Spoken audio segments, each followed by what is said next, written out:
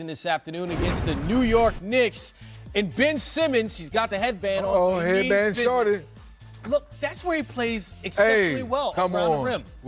I think we had him on the ring link a few nights ago, and he talked about, hey, I'm just going to do what I do, and I'll work on my jump shot later. Attack the paint. Speaking of which, Joel Embiid playing defense and getting rewarded. Love to see the big man run the floor. And again, Ben Simmons, dangerous around the basket, cutting. Come on. Sometimes, Coach, we worry about what a guy cannot do versus what he can do. It's also good to see players getting along with the refs. Oh, just a little love. Yeah, a little love. Okay, Courtney, yeah, you and Jimmy. They say it's a city of brotherly love. Hey, sometimes these are the refs to save you, too. I like it. Props here go to the starters because we have a wedgie alert. You know how much they love those. Yes, I said don't block wedgie. Yes, the starters are smiling at home saying we can't wait to get to work tomorrow. How about a future starter for the Knicks? Their rookie, Kevin Knox. You see New York down in the third quarter. He starts to make some big plays. 14-3 run by New York. They were down by as much as 24, 3D. Well, Chris and Coach, I wonder if maybe they should have given Knox the nod a little earlier versus waiting. Well, that's interesting to see what's going to happen with the Knicks and Knox forward. But yes, Ben, keep attacking and don't worry about shooter's paradise. You just keep attacking the rim. 20 points, 22 rebounds, 9 assists for Ben Simmons. That young man right there, yeah, we're going to have you in shooter's paradise. Yeah, well, that's one of the few threes that went down, okay, because both teams were horrendous at the three-point line. Career high 31 for Knox. Joel Embiid, 26, 8, and 6 blocks. But that's a foul on Embiid. Under 10 seconds remaining, Knicks down 5, so they're still in this one. Oh, a bad bounce. Oh, you got Moody. Close but no cigar. Knicks had an opportunity to win it late, down by 3 with the three-point look, but it was no one else. Philadelphia, they get the win 108-105. Here's Ben Simmons with Serena Winners. So you see the career-high 22 rebounds by Ben Simmons, but also 5 of those were offensive. So he's a guy that offensively we see him at his best around the basket, cutting to the basket. But when you see him as a playmaker, he's on the perimeter. So what serves best for Ben Simmons offensively as a coach? How would you use him in your offense? Well, first of all, Philly pounded the Knicks on the glass, 56-34 rebounds. Matchup problems are the key thing with Ben Simmons because who do you want to put on him? A smaller guy that can keep him in front of him off the dribble, or you want a bigger guy, then he goes right by him. Smaller guy, he posts up, gets on the glass, comes up with rebounds. Bigger guy, a little bit quicker, more mobile, putting the ball on the floor. So you've got matchup problems, and I think Brett Brown has done a very good job in utilizing him because remember, this is a reluctant shooter. This is not a guy who's ready to catch and shoot, hands ready, feet ready when the ball comes to him. His instinct is catch and go off the dribble. Well, teams play you for that. No, they play you for it. And so until they're able to stop it, though, Chris, I'm with Coach. I'm putting him on that mid-post elbow area and letting him attack his man. And tonight is one of those nights, like he said, if he's not playing hard, it shows in the stat sheet. So he should be somewhere around 10, 12 rebounds every night at his position. And the fact that he's coming downhill every night, he should be in the paint getting double-figure rebounds. And we know he hasn't taken a three-pointer this season. We're going to leave that alone because there's someone else who did not take a three-pointer in the game and has only taken 4 three-pointers since the report came out that Jimmy Butler is frustrated in the offense. Again, that's only 4 three-pointers in the last 4 games. 3D, how much of a problem is this for Philadelphia, more so than, let's say, Ben Simmons or Joel Embiid? I'm a little disturbed because, we know what Jimmy's been going through this season before he got traded. So I'm trying to figure out, Coach, how can he have this conversation behind closed doors with Brett Brown or in the team practice so this type of stuff doesn't get out? We're trying to take this team serious of being a contender coming out of the East. Now you don't want to have this kind of turmoil popping up right now. Well, could this be part of it? Could it be that in a meeting just with the team and the coaching staff perhaps, what was said was, you're taking too many threes, you shouldn't be. You're taking too many threes, you shouldn't be. And then after it's said, can you be the one that winds up taking threes? So maybe he's pulling back so that he's not singling out other people, and yet he's still shooting them himself. So to show them, I'll give up shooting threes if you guys will give up shooting threes. I don't know. Could that be? Now, the problem with that is are we taking those threes in the flow of the offense? Or is it more ISO ball going on? After watching Philly plays, there's only really ISOs. You're posting up Ben, or you're playing the offense through Embiid. So that's why when those reports popped out, we were talking before he came on the show, I was a little confused because you need to take some of these threes. We know the league has changed, but if you don't take those shots, you start to hurt your team. And certainly we've seen Joel Embiid say he wants to play more around the basket, and clearly Ben Simmons effective around the basket. It's Jimmy Butler that's getting those open looks. He, J.J. Redick, Landry Shamet. So it'll be interesting to see what happens in Philly if he starts to take some more of those outside shots. Hey, the Bucks. Welcome into the Auto Trader pregame show. Chris Miles here with David Griffin, Brennan Hayward. Hey, the Spurs and the Thunder rematch in Thursday night's game, and LaMarcus Aldridge in that Thursday night game put up a career-high 56 points. Spurs hit their first 14 three-pointers. Wow. And tonight we get an encore between those two teams. Oh, man, this should be an exciting one. What are you looking most forward to seeing, Griff? Well, I think it's fascinating that since December 1st, OKC was the second best, most efficient defensive team in the league, and San Antonio had been 7th in that span. And then they play the first game of this series and go 154-147. So there was no defense played whatsoever. I think it's going to be fascinating to see if OKC can do a better job of containing the post game of San Antonio, because I really felt like that got all of their shooters rolling a little bit. And I'm glad you were talking about that because you're getting pretty good at this media thing. That's a perfect segue to what I wanted to talk about. I see what you're doing here. It's a pass. Yes, it is. It's an assist, something that LaMarcus Aldridge isn't known to do in his career, and that is what I think that the OKC Thunder need to do as far as guarding LaMarcus. You want to show him different looks, force him into being a passer, whether that's giving him a crowded lane where you fake the double or make the lane look very, very crowded and do not come, or sometimes you want to just double him on catch or double him on first dribble. Mix up the coverages, front the post, force them to throw the ball over the top and double them in that aspect. San Antonio is capable of hitting threes, but they don't take a lot of threes. But what we do know is that if you let LaMarcus play one-on-one, he is capable of having big nights. And last time these two teams played, he had 56 big points. I think OKC has to diversify their portfolio in the way they cover LaMarcus. They have to throw 3 to 4 different looks at him. And it annihilated the smaller Jeremy Grant when Steven Adams was out as well. Oh, yeah. Well, Steven Adams, he's going to play, and that's a big thing for the Thunder because he's a strong presence inside for them. Let's take a look back on Thursday night. Russell Westbrook, always interesting how he's rolling into the stadium. That's how we describing that outfit. Interesting. Hoping to even catch up to where LaMarcus is at that point. Yeah, you hate that. I always hated that when I go out of a game and then somebody else would get cooking and have to come back in and try to put out that fire.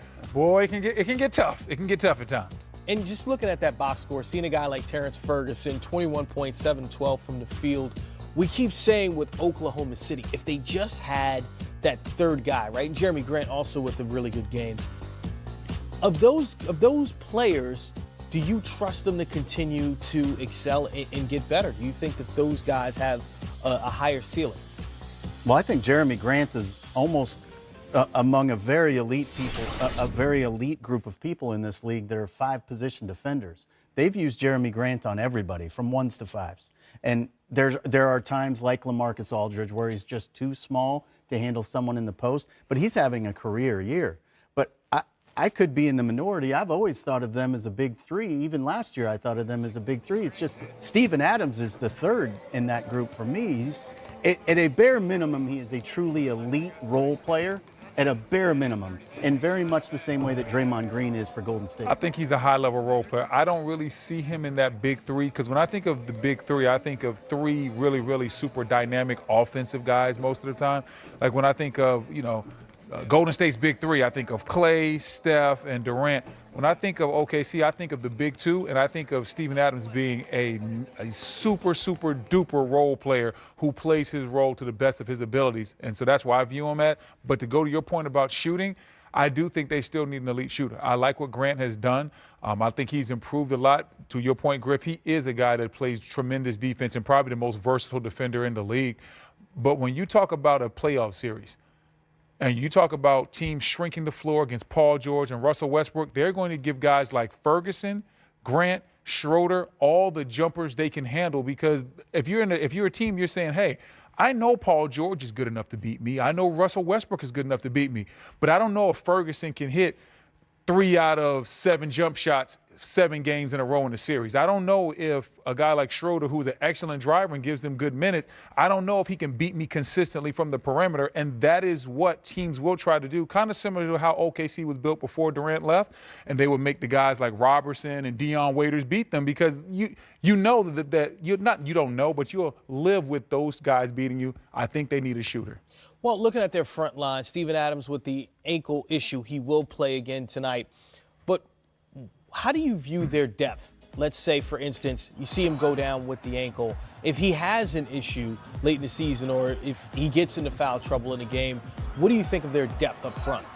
Well, I like what Nerlens Noel brings, and hopefully he'll be back soon. We're hoping he gets a speedy recovery. That was a gruesome hit that he took. But I think Nerlens Noel gives them a little something behind Steven Adams. I like the way he's played this year.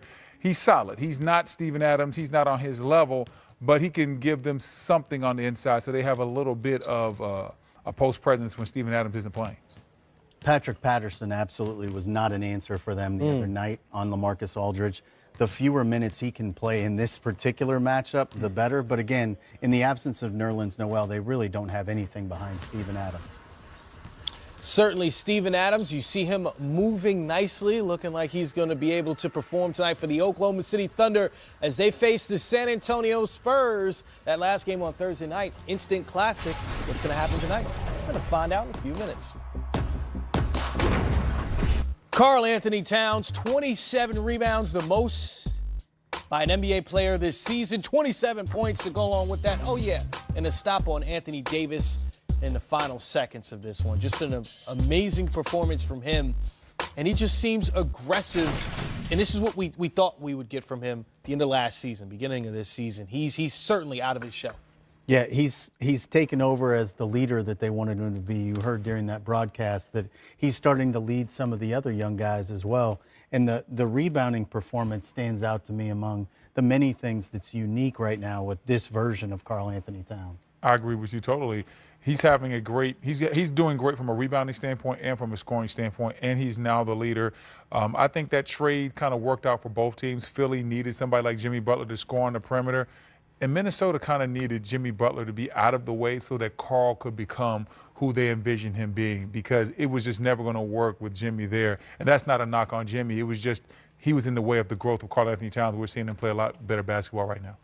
And certainly, even for Andrew Wiggins, who took 21 shots, he was just 7 for 21, but down the stretch, he looked more confident and comfortable with the ball in his hands. Well, I think for Andrew, it comes down to, once again, he had to adjust to being the third option when Jimmy Butler was there. Now that Jimmy's not there, Tibbs is no longer there, I think he feels a certain level of freedom. He now knows that he has more range and he has more opportunity because he's now the true number 2 option. So his role is more clearly defined as it was a couple years ago. When you're the third option, that's tough. You have to be the most selfless person, and sometimes that doesn't always work out. So I think Wiggins is more comfortable in the number 2 role, and I think Ryan Saunders will probably be a more mild-mannered coach, and I think that'll work well with Wiggins' personality.